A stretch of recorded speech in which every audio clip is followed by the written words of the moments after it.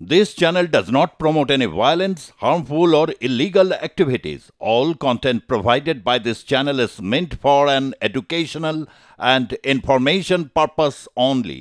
ফের shoot out, ফের target Trinamool কংগ্রেসের নেতা। আপনাদেরকে এবারে জানিয়ে রাখে প্রকাশ্য দিবালোকে নওদায় শুট আউট শনিবার। এই ঘটনাটি ঘটে মুর্শিদাবাদের নওদার সর্বাঙ্গপুরে। আহত হয়েছেন রিন্টু বিশ্বাস। আমাদের সঙ্গে রয়েছেন আমাদের প্রতিনিধি শঙ্কর গোস্বামী। এই শঙ্কর, কি ঘটেছে, কি কারণে চলল গুলি?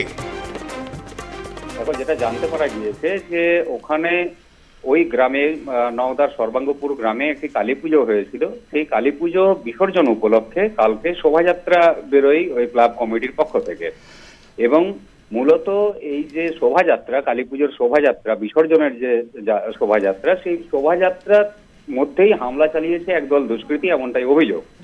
এবং সেখানে শোভাযাত্রাতে চড়াও হয়ে সেখানে এলোপাথারি গুলি চালানো হয়েছে এবং গুলি লেগে যথারীতি গুলিবিদ্ধ হয়ে গুরুতর আহত এক যুবক।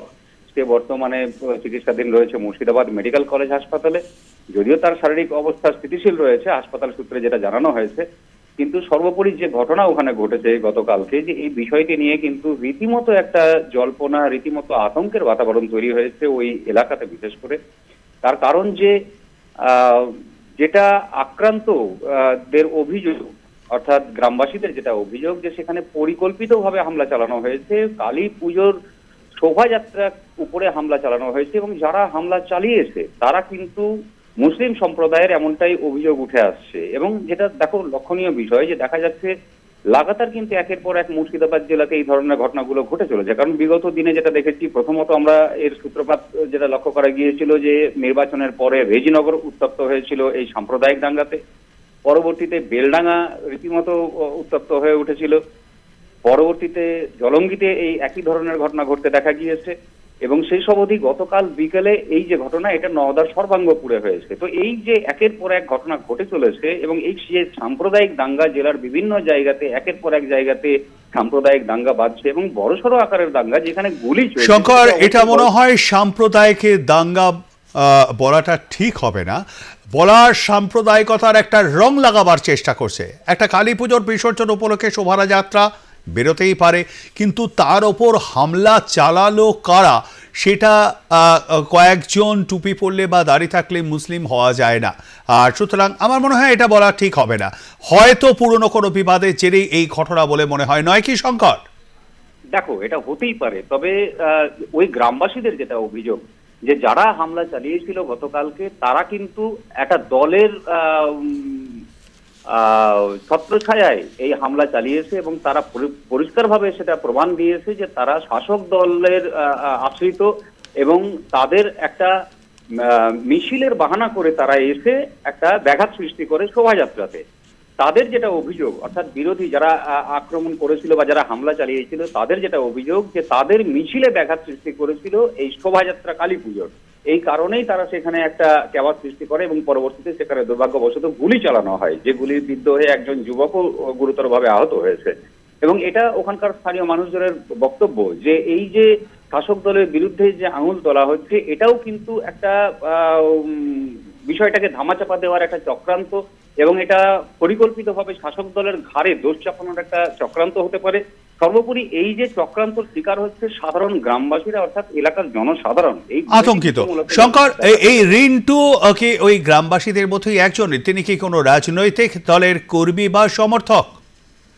না, দেখো, যে যুবক গুলিবিদ্ধ হয়েছে সে কিন্তু কোনো রাজনৈতিক দলের সাথে কোনো রকম ভাবে যুক্ত নেই, এটা পরিষ্কারভাবে জানতে পারা গিয়েছে। অন্যদিকে যে অভিযোগ পাওয়া যাচ্ছে এখনো পর্যন্ত সূত্র মারফত, যে সেখানে যে হামলা চালিয়েছিল যারা, তারা কিন্তু সেই শাসক দল আশ্রিত দুষ্কৃতী, সেটাই পাওয়া যাচ্ছে অভিযোগ। শঙ্কর, এই আগ্নেয়াস্ত্র এলো কোথা থেকে? সেই আগ্নেয়াস্ত্রকে উদ্ধারে তৎপর হয়েছে পুলিশ? দেখো, মুর্শিদাবাদ জেলায় আগ্নেয়াস্ত্র, বোমা আর এই বারুদ, এতে একদম সম্পূর্ণ ছেয়ে রয়েছে মুর্শিদাবাদ। অর্থাৎ মুর্শিদাবাদ জেলা রয়েছে বারুদের রূপের উপরে দাঁড়িয়ে। অন্যদিকে এই যে বর্তমান পরিস্থিতি, যখন চারিদিকে একের পর এক জায়গা থেকে দেখতে পাওয়া যাচ্ছে, কখনো নওদা, কখনো হরিহরপাড়া, কখনো বেলডাঙ্গা, কখনো জলঙ্গি, এই সমস্ত জায়গা থেকে একদিকে যেমন অনুপ্রবেশকারীদের প্রবেশ করতে দেখা যাচ্ছে, তাদের গ্রেপ্তার হতে দেখা যাচ্ছে, অন্যদিকে তেমন লাগাতার গ্রেপ্তার হচ্ছে জঙ্গি সংগঠনের সদস্যরা। ইতিমধ্যেই মুর্শিদাবাদ থেকে সব মিলিয়ে প্রায় 5 জন জঙ্গি সংগঠনের সদস্যকে গ্রেপ্তার করা হয়েছে। এই যে একের পর এক ঘটনা এবং এই হারে যে বোমা বারুদ বিভিন্ন এলাকা থেকে উদ্ধার হচ্ছে, বিভিন্ন জায়গায় এই ধরনের ঘটনা একের পর এক ঘটে চলেছে, কোথাও গুলি চলছে, কোথাও বোমা বিস্ফোরণ হচ্ছে। যেমন গত পরশুদিনই ঘটনা ঘটেছে মুর্শিদাবাদ অর্থাৎ লালবাগ শহরে, সেখানে মুর্শিদাবাদ পৌরসভার 8 নম্বর ওয়ার্ডে একটি বাড়িতে বোমা তৈরির কাজ চলছিল, যেখানে বোমা বিস্ফোরণে একজন আহতের পরে সেখান থেকে বিপুল পরিমাণ তাজা বোমা উদ্ধার করতে সমর্থ হয়েছে বোম স্কোয়াড টিম।